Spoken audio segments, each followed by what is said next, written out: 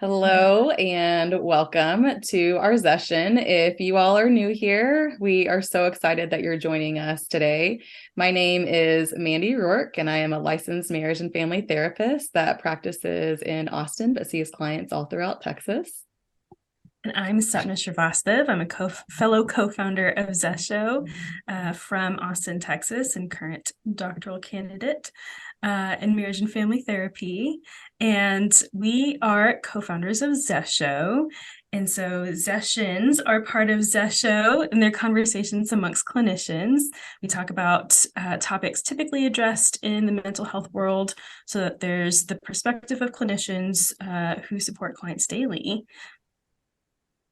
And today we are super, super excited to have Rochelle Hoffler. She is a licensed clinical social worker supervisor, LCSWS. Got to get all those letters All the out. letters. So she also practices in Texas. And Rochelle and the three of us, we all met through a mutual connection with a nonprofit here in the Austin area that helps support clients who have been impacted by cancer or cancer diagnosis, or individuals and families. And once we connected with Rochelle, we learned that, she not only helps clients that are impacted by cancer, but as we started talking more and more with her, we realized that it really extends past cancer into really her supporting people who have encountered a traumatic experience in the past. And so when we met with her, we started kind of just peeling back the layers a little bit of what could we be talking about today. Yeah, and you had said, Rochelle, that you could talk about EMDR forever. And so we were super excited to hear that. And so we jumped at the chance to have you on to talk about EMDR and really nerd out with you in that way. And so, yeah, so welcome, Rochelle. We're so excited to have this conversation with you. Feel free to introduce yourself. Okay. Hi, I am Rochelle Hoffler. I am an adult psychotherapist practicing in the Austin metro area, but I see clients all over Texas. I have been a social worker for 27 years, and I have worked in child welfare, acute hospital settings, psychiatric hospital settings, and in private practice. Mm-hmm. When we first met, all of your experience is so incredibly beneficial from a clinical standpoint. And that's why we're also really eager to just be able to ask you all the questions from a place of, we only know a little bit when it comes to EMDR. As clinicians, we've learned, the introductory types of methodologies when it comes to supporting clients that have had traumatic experiences. But I guess maybe we just start off by defining what EMDR is, because we're just kind of like EMDR. Some people know what it is. A lot of people may have heard of it. And I'm sure there are several that have no idea what EMDR is. And that's what we're here for, just to kind of help you understand it and see how it works in like a clinical or therapeutic setting too. Okay. All Yeah. right. Well, EMDR is an acronym for eye movement desensitization and reprocessing. It is a therapeutic modality to address trauma, but also distressing life events. I like to put emphasis on the distressing life events because people think trauma is limited to, being a crime victim or being a survivor of a war or anything, something big like that, when trauma can be something as small as being bullied when you were a kid, or performance anxiety, or it can be anything. So EMDR is a way to facilitate the brain's natural healing process. Your brain has its own way of resolving distress and trauma. But in times of extreme stress, the process gets interrupted. Memories can feel stuck. Thoughts and beliefs about yourself can also feel stuck. And so what EMDR does is get the brain going again in the having the process, the communication between the parts of the brain that control alarm and panic, behavior and emotions and learning, getting those parts of the brain to communicate again to remove the trauma response. So you can think about the event and you can see it, but you can see it without feeling like it's happening to you again. Or the beliefs that you developed about yourself as a result of what happened to you can see in a different light. That's more adaptive, minus the panic, you know? Yeah. Mhm. We have a gamut of questions for you, both, combined of our questions as well as questions from some of our followers on Instagram. And so Sure. just going to throw a couple at you of how does EMDR work? What is it that clients can usually expect to experience during EMDR? So EMDR's focus is not to change behavior, or change or have necessarily homework or assignments or anything. Again, it's just about getting the brain to process in its own way again. Not for me to do it, not necessarily for even the client to do it, but for the client to have their own brain do the process. And then everything kind of shifts. And so, one thing I like to tell people is ahead of time is that it's really uncomfortable, because you're thinking about something that you've taught yourself not to think about oftentimes, you know? And so helping people to learn to expand their window of tolerance for discomfort is a big piece of EMDR. Um, uh, we use, goodness, I feel like I'm jumping around a little bit because I'm excited to talk There's about this, but so much. There's so there's a lot of much. pieces Oh, to yeah. it. Initially, if I am meeting with a client, it depends on how they're presenting to me, right? If they had a very traumatic event that happened to them maybe in the last 3 months or within the last 3 months that is disrupting their daily ability to function, then I'm going to use a different protocol than I would for someone who walked in and went, something's wrong, and I'm not really sure what it is, but can you help me figure it out? Then I've got a different way of approaching that. The client who is coming in significant distress because they may have experienced a trauma within the last 3 months that's disrupting their life, um, I'm going to do what I can to help them get that distress down as soon as I can. Mhm. And then once the distress is lowered a little bit, then we can look at the bigger picture of how what has happened to them may be connected to other things that happened to them in their past that they may have developed, this negative belief about themselves that is not true. And then we work to process that, kind of using a basic protocol. And really that's just about me taking history. I'll do a really comprehensive psychosocial assessment on a person to talk with them about everything that has happened from before the time they were born, what they know about their parents' trauma history, what they know about the circumstances in their home before they were born, if they were a difficult pregnancy, if they were even a planned pregnancy, a wanted pregnancy, um, if they were colicky, if they had any feeding issues, learning issues, anything like that, because all of that can affect, bonding, with a child. And again, there are messages that you might get from that you may not have considered before. So we go through all of that. And in that, I'm identifying memories that may be contributing to their current distress. At the end of the assessment, the client also has a better understanding of their own history. They may have gone back to ask their own family, hey, what happened with such and such? Or, we've never talked about this, but I'm curious about this now that I've been asked and I don't know what this is. So we take all of that and then we decide, all right, what are we going to do first? Which memory are we going to target first? And we usually target the earliest memory and then move forward. So uh, after that piece, we do some preparation, which means, I'll show them how to stabilize. We'll do like a calm, safe place exercise to help them change their state of mind because we want them to be able to shift from thinking about this very distressing thing to, okay, now let's transition you back so that you can kind of go back into the real world and kind of function a little bit better. We will do desensitization. And desensitization is basically the bilateral stimulation.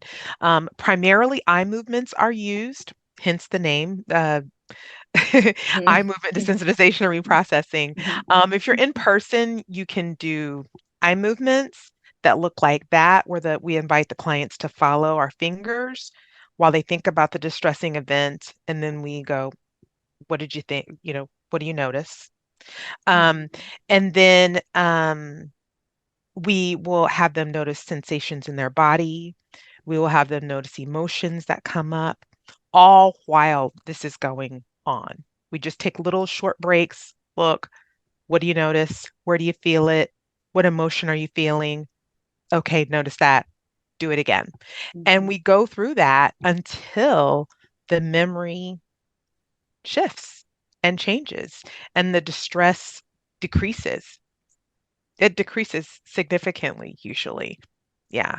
And that's you were referring to it as like the bilateral, what was the phrasing that you used? Bilateral stimulation. Stimulation. Okay. Yeah. So it's either eye movements, or if the person is wearing headphones, we have platforms to where we can have, the sound beeping.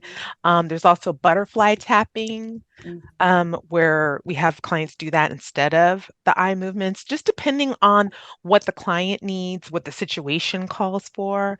When I was in person and had a physical office, I had these buzzers that I controlled, that would buzz alternating in the person's hand. So there are a number of ways to do it. Now, since I'm virtual, most of my clients will use butterfly tapping, or I have a platform that we can use eye movements where they can meet on a video, and I click a button and then there's a dot that'll go whatever direction I need it to go on the screen. They even have really cool things like for kids, so there'll be a little kitten that goes this way, or yeah, lots of really cool adaptations out there for EMDR therapists now. Yeah. And maybe on that same note, maybe I'm pulling these things together, but I'm trying Hmm. to understand, like, as you're describing, our brains naturally want to have this healing process that Hmm. operates on its own. And it sounds like it's almost like a beaver dam after an event, a distressing or traumatic event happens, and it Hmm. just kind of closes off that natural flow and natural rhythm. And so, does the bilateral stimulation just start breaking away at that dam, or like, what is it actually doing? Maybe I'm. So the bilateral stimulation is signaling safety, right? It's signaling safety and comfort while you're thinking about this thing that you may have been avoiding. And again, they're very short looks at it. So you're doing the bilateral stimulation to signal to your body, to your brain, that you are safe. This is comfortable. I can think about this thing repeatedly. Yeah. Yeah. And so you said that typically you'll have a session in which you start the bilateral stimulation. Once you extensively get to the point of directly figuring out what to address first and Hmm. starting there, and especially if there is higher distress, kind of focusing on that. And you Hmm. mentioned that there's typically a significant difference. How quickly does that happen? Is that within that first session? Like, can you detail that process a little bit? Yeah, yeah, it varies. Um, it I feel like I need to add one more thing about the bilateral stimulation, that keeps people present. Because dissociation is something that can happen if people, find themselves thinking about something. It's a natural response that the brain has, but this keeps people present and also signals safety. Um, so the relief, a change, can vary person to person. Um, but you can see a change, a significant change in 3 to 6 sessions of doing the bilateral stimulation. Hmm. Yeah, it happens really fast. It's not necessarily resolved in 3 to 6 sessions, but the change in the distress level can decrease. Enough that you can kind of move into more deeper things or more like earlier memories. Well, we finish the target before we move on to another one. So we stay on the same target each session until it is resolved or it is at as low of a level of distress as it can possibly be. And then we start talking about installation where we have the client pair the distressing memory with an idea or a belief about themselves that they would rather have instead. And if the two don't work together, the body lets you know every single time. You check in with the person, hey, where are you feeling sensation in your body as you think about, I am safe now, and the original memory? Still in your chest? Okay, well, we're going to process that until that distress is gone. I think that's a helpful thing to talk about as this concept of resolve or what it looks like, because I think a lot of times maybe the hope is that I'm going to go talk with a professional and they are going to heal me, period. They're going to help erase this memory. It will no longer be present within my body, my mind, my heart. But I like how it's almost, maybe, I don't know if success measures is the right word, but it's your success. The way you measure kind of the assistance from EMDR is by how much or how have you been able to lower the distressing like traumatic reactions that you're having there. And that's what you're measuring versus it being like, okay, you came in and after 6 sessions, you're completely healed. You've resolved that. It's really being able to just look at that memory differently without this like very, very visceral reaction. Exactly. I think too, a lot of the reason why people come to therapy is because they have difficulty tolerating their own affect, right? So they don't want to feel the negative feelings. They don't want to think the negative thoughts. They just want to stuff it down. And this process does not allow for that. It all has to come up and through. You've heard the it's a therapeutic, I guess, saying. The only way to heal is to go through it. You can't ignore it. You can't get around it. You've just got to go through it and realize your emotions aren't going to destroy you. You're not going to be reduced, to a pillar of ash just because you allow yourself to feel emotions that are intense and negative, you know? hmm So letting people know, letting them have that experience while you're holding space for them so that they know, oh, I can do this. Oh, I can think about this and it's okay. I can feel these negative feelings and I'm still alive. I'm still okay. I feel like, to clarify though, it is helping people to understand that they can move through those emotions, but it's with the support of a professional who guides you through it. Not something that you're necessarily expected to go do on your own immediately or maybe even anytime soon. It sounds like it's very much guided in the safety of the session until that distress level is changed. And correct me if I'm wrong or saying. Well, I mean, the client has been living with this distressing event for however long they've been living with it, right? You're new to the scene as the clinician. So the thought and the feelings and the behaviors associated with that are with them and they go home with that after they leave session. So what we're doing in session is showing there's a different way other than stuffing this. You can tolerate negative emotion. In session, you can tolerate it. You can tolerate it outside of session. Here are some tools to help you tolerate it outside of session, you know?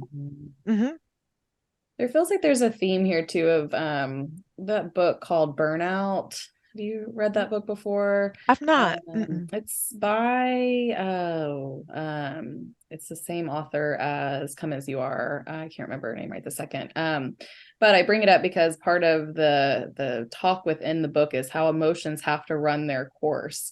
Mhm. And as you're describing this process, that's what it feels like you're guiding them through of, we're not taught from an early age, especially if something happened before we were even born that was just stressing and kind of stored within us. We're not necessarily taught or coached how to allow space for those emotions to come to the surface, to really fully feel them so that they have enough space to breathe. And it feels like you're here just guiding them to say, this is the safety that of the space that you create, but then also just the bilateral stimulation is another way of that comfort and presence and safety, to help them really see the emotions and understand the sensations too that come alongside, and then know how to then like transfer into the everyday life to manage it Mhm.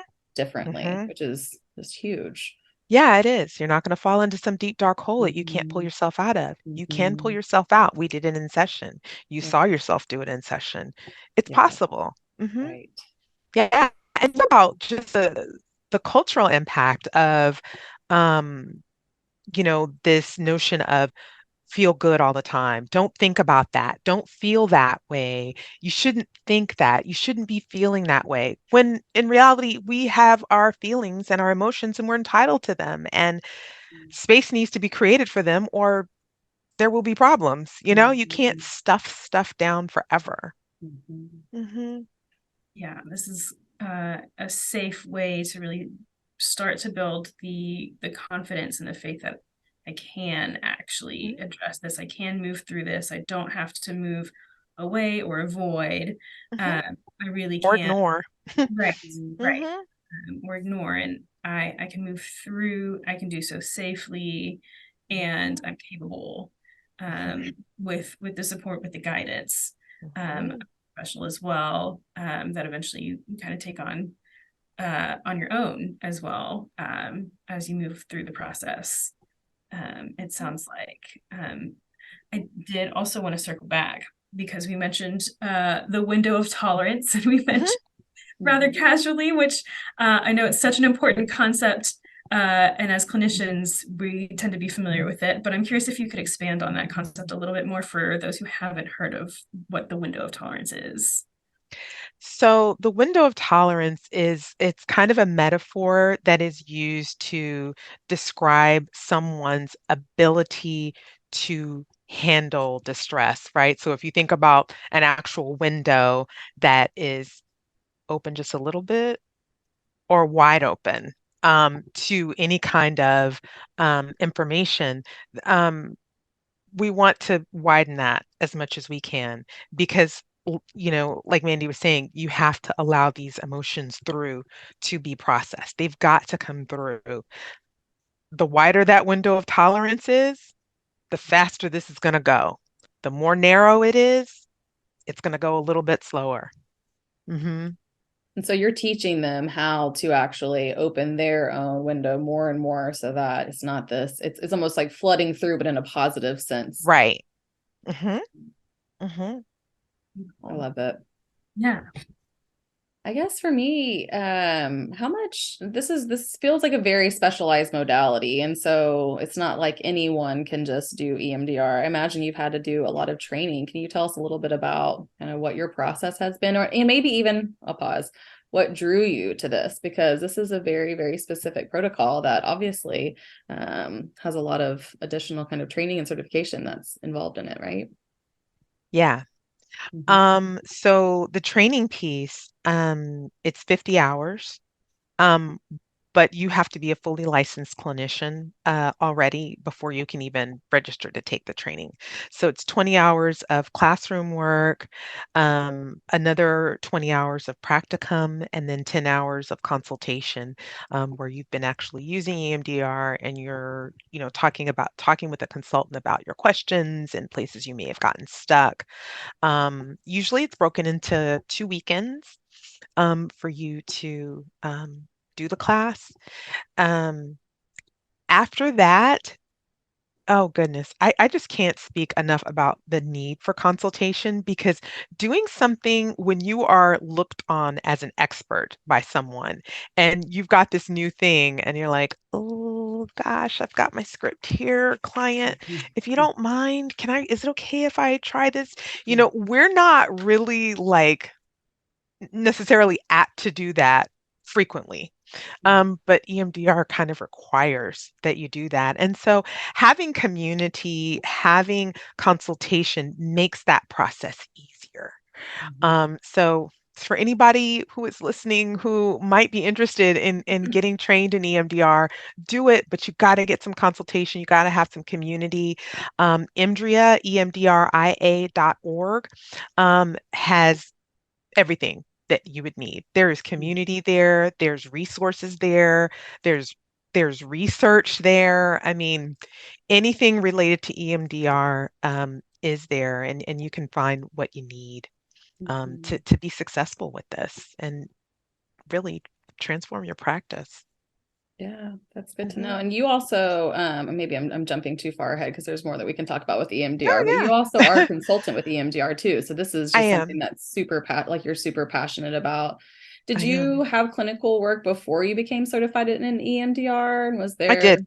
yeah, what was I kind of did. the thinking there? Well, it just, gosh, there's before EMDR and then there's after EMDR. It's just the outcomes of my clients. It was so dramatic, so rapid.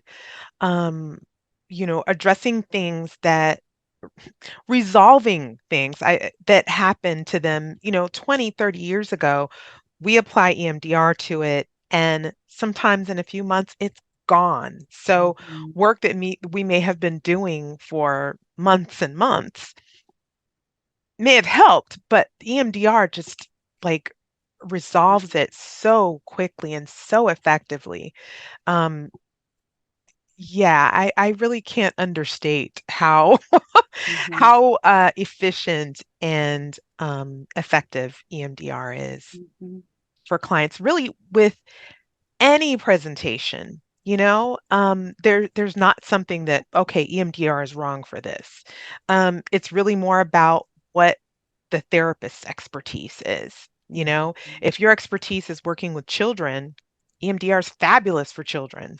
Um, if your expertise is working with people who are on the autism spectrum, EMDR is great for them too. It's just about integrating EMDR into your particular area of expertise. Mhm.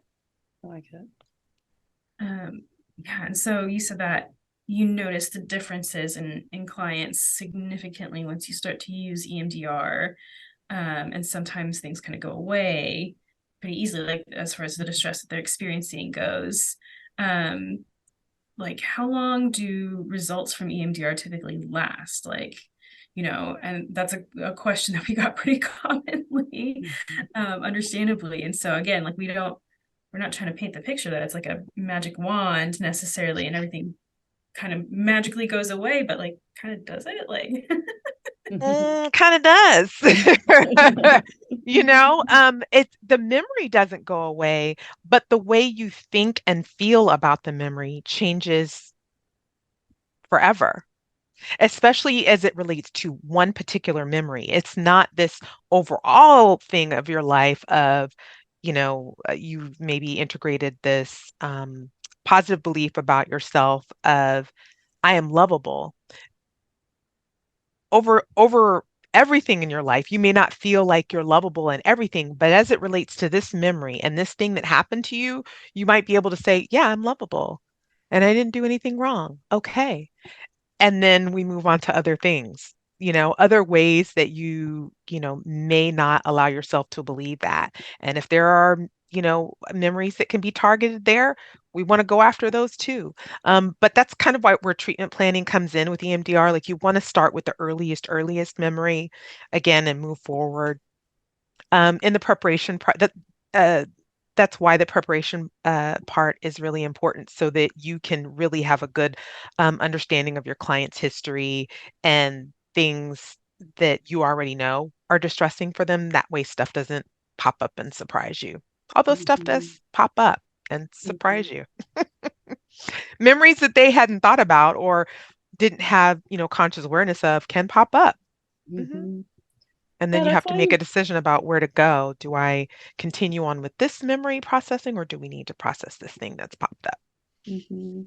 I like how clear it is when it comes to we're really looking at each individual memory and how there's a lot of preparation that goes into that and some client work too, some introspection on their part, Hmm. because I guess the first thing that comes to mind is it's one thing we had to do in grad school was do a timeline of our life, almost like a self-assessment of, Hmm. from the day that you can remember till the day that you are here, what were some of those events that were positive, and it was just like on this continuum of the good, the bad, the ugly kind of moments, and then how did that impact your life. And so it sounds like not that clients would do that ahead of meeting with you, but there could be a little bit of pre-work of like, if you're preparing for EMDR, Absolutely. maybe start thinking about that timeline. Or are there any other things that you would suggest kind of along those same lines or Well, different? there are a lot of therapists who use that exact method Okay. of a timeline and have clients complete that before they come in. And then they work to identify, okay, where do we start first? Or where do you want to start first, client? What's most Mhm. distressing for you? Mhm. Um, but yeah, my experience has been I don't use the timeline. I will typically use the psychosocial assessment because I don't know that a lot of my clients don't know where their distress is coming from, and what the kind of touchstone memory that is connected to what they're experiencing currently and how they're seeing what they're experiencing currently. But once you do the history taking, they can put it together a little bit more Mhm. themselves. Hmm. Yeah, I think that's good to bring up because I do feel like, everyone processes things so differently. And I think it's helpful for you to share that that's part of how you join with the client and help Hmm. guide them from the start of you don't have to come to sessions with you being fully insightful about this is why I think this about myself because of this one thing that happened when I was 8 or whatever it may be that Hmm. you're going to help guide in that process. And almost sounds like some of the ways that the questions are being asked kind of naturally promote those connections to be made just by way of like, the process of asking them. Yeah, rapport building is really important because Mhm. I mean this is super super vulnerable and visceral in a lot of cases, and so you want to have that trust, that therapeutic relationship established, so that when those visceral feelings happen, they can go, okay, you got me. Okay, this is Mhm. normal, right? And they can believe it. They can believe you that it's normal. It's okay. Yeah. Yeah. Kind of on that note, given your experience, your extensive experience with EMDR and your experience as a supervisor and consultant, what ways in which you particularly practice EMDR are like maybe unique to you and the way that you go about it versus other people and how they may practice it? Is there anything that you would say maybe like specifically distinguishes, not that maybe it has to be you exclusively, but I'm just curious of your process and if there's anything that you kind of put your own spin on. Well, the experience that I had working in child welfare, I saw kids who were removed from their families of origin, and for many different reasons, they weren't able to be adopted, and they stayed in the foster care system until they were 18. I had binders full of what exactly had happened to them, um, that was before they, could have memory of it. And I saw how it impacted them through their development process. So for me, doing a really extensive um, psychosocial kind of history taking with them, with new clients, is something that I might do a little bit different than a lot of people, because it's so very important. And I want them to see how important it is and also that how much of it is out of their control. I will even do an adverse childhood experiences um, score with them. It's the 10 questions that ask you about adverse childhood experiences that really could be impacting their physical health that they don't know about. And I also follow up by sending them a TED Talk about the ACEs so that they can understand from a physician's point of view how these adverse experiences could be impacting their physical health now. Again, to let them know, hey, this is not your fault. These were the circumstances that you were born into. There's not anything inherently wrong with you if that's something that you might, believe, not even as it comes to your physical health. Yeah. Mhm. I'll also do the dissociative experiences scale um, collaboratively with them because I want to make sure that they understand the intention of the questions, and I also want to look for dissociation while we're doing the scoring. Mhm. How would you define dissociation for someone who maybe doesn't know what it is?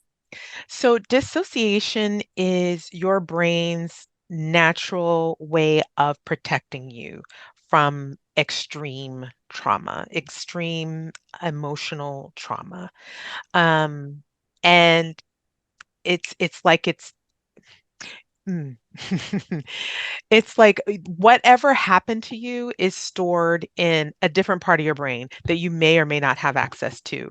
And you may have lapses in memory or um, uh, I'm trying to just kind of hit the highlights of Mhm. dissociation Yes. without it sounding too scary because everybody dissociates, honestly.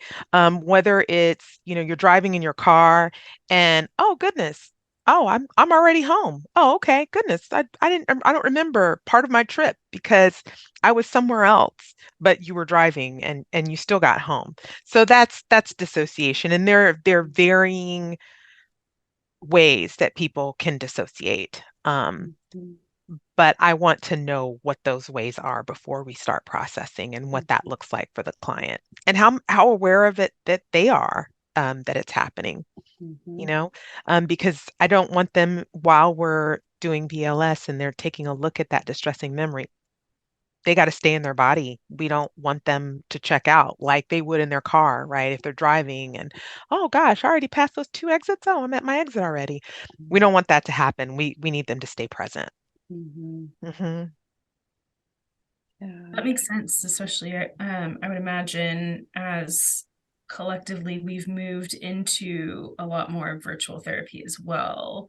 Uh, Hmm. and making sure that, I would imagine there's some differences in doing EMDR in person versus via telehealth. Yep. Can you share some of those more distinct differences? So I have done EMDR in person in my office and have done EMDR virtually. I feel it has been my experience that EMDR is more effective via telehealth. Hmm. And here's why. Um, you are in your space, you are in your environment with your pet, with your favorite cup. You're in your space. And so you're less likely to feel inhibited in your own space. Also, after the session, you don't have to leave my office and get in traffic and negotiate your way back to work or home. You can just take care of yourself afterward in your space. Yeah. It's I've Yeah, I have done it with the exact same clients that I had in my physical space and then done EMDR with them in the virtual space. It moves so much faster. So much faster. But it seems like you have some Hmm. really cool, like the platform that you're talking about too. Like you're able to bring in Hmm. technology pretty easily Hmm. within telehealth too. So Hmm. it's really Yeah. amazing. Hmm. I mean, I've been learning so much today. I'm like, I want to come do some training. I'm like, sign me up. Ah, yeah. But I guess one of the biggest things that's really noticeable as we're having this conversation for me is it's really helping people get more in touch with their bodies and just Hmm. the physical sensations that they experience when it is tied to one of these distressing events in the past. And I just have so much compassion and empathy for the fact that you're giving these examples around dissociation, that this becomes just people's natural way of existing, and so it's almost Hmm. like this is my autopilot mode. I'm not supposed Hmm. to feel this way, or like Hmm. this like heart rate that I have every time X happens is not, wait, it just helps really.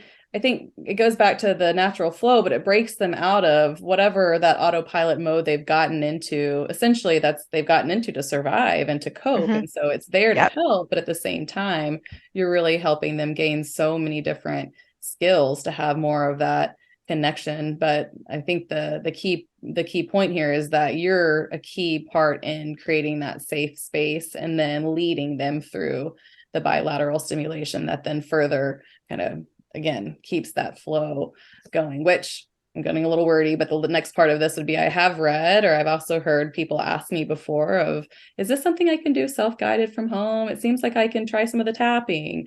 What are your thoughts about that?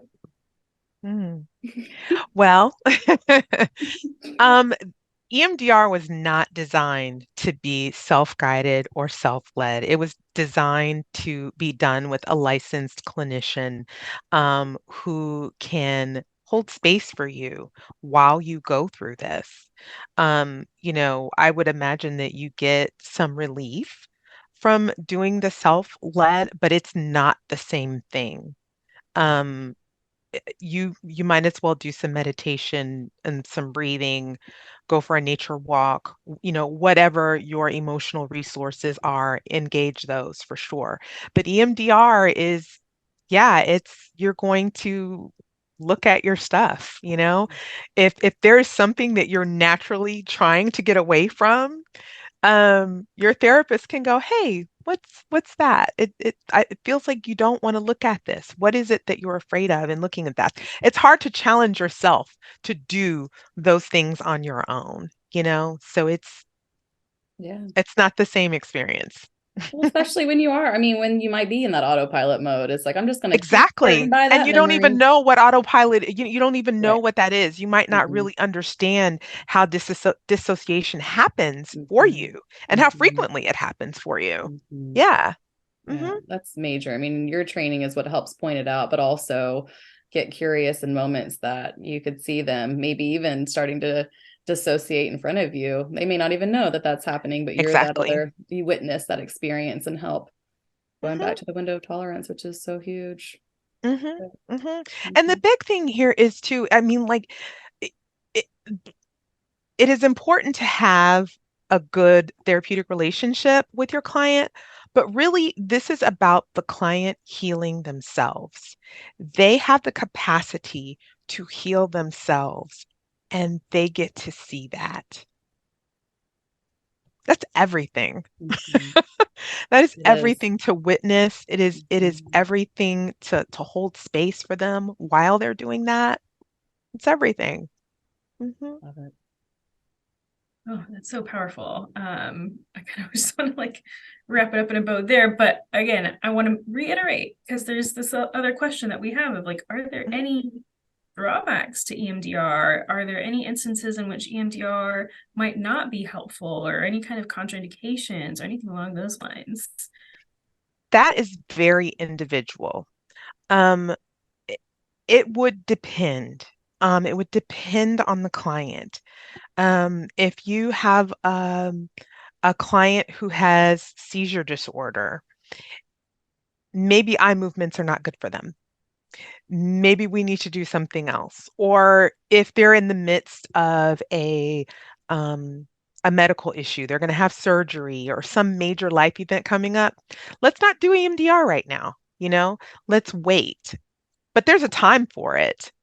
Um, Also, this is another thing that comes up. It comes up in training. But if the client has been a victim of a crime and they are going to have to testify in court, maybe think about if doing EMDR before the hearing is a good idea because it can change their experience so much that they might not look to a jury like a crime victim Mm. anymore, you know? So that's something to really give serious consideration to. So it's a timing thing, not necessarily is the modality appropriate, but when is it going to be appropriate timing wise for the client and the therapist. I mean, if you're a therapist and you're about to go on vacation, let's not start a new target till we come back, and can consistently see our client, Mhm. And the Mhm. target being just the memory that you're going to target, because you don't want to start opening it up and then it is kind of on the negative sense of Mhm. flooding. Now that trauma response is flooding in without kind of a container uh, Mhm. to help lower the distress with it. Mhm. Well, I mean, it's we want to be available for them to check in, like just knowing, hey, I'll be here next week. In the meantime, this is something I tell my clients to do. If you have any unusual dreams, any unusual thoughts, connections, insights, jot those down. When you come to session next time, we'll start with that, and then we'll resume processing. That's But awesome. we want to make sure that they know, hey, you're not alone in this, and I'll be here the next time that we were scheduled to be together. Hmm. Mhm. Yeah. I have one more kind of specific question that we received that I'm curious about, related to kind of ongoing traumas or more like societal, even like secondary traumas. Yeah, So, for example, like systemic racism, yeah. sexism, transphobia. Are those addressed any differently using EMDR than like specific, maybe like personally experienced traumatic events?